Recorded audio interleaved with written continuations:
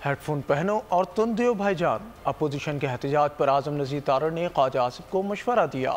बस फिर क्या था जब ख्वाजा आसिफ अपोजिशन पर चढ़ दौड़े।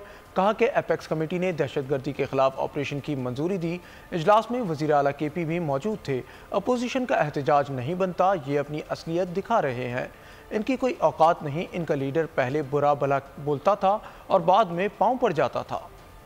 हेडफोन लाओ तो तुल्लू हेडफोन ला अल्लाह दी कसम माइक ना छड़े आज हेडफोन ला नहीं मैं इस मुल्क के अंदर अक़लीदें जो है वो गैर महफूज हो चुकी हुई हैं। हम लोग एक रेजोल्यूशन मूव करना चाहते हैं, इस मुल्क में अक़लीदें महफूज हो सकें।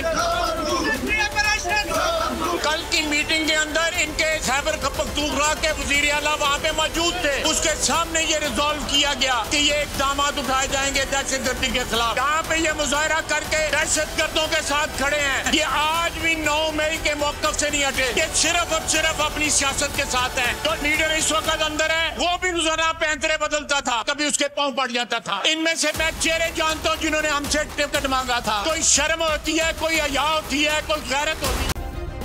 सब्सक्राइब करें और बेल दबाएं ताकि कोई खबर रह न जाए।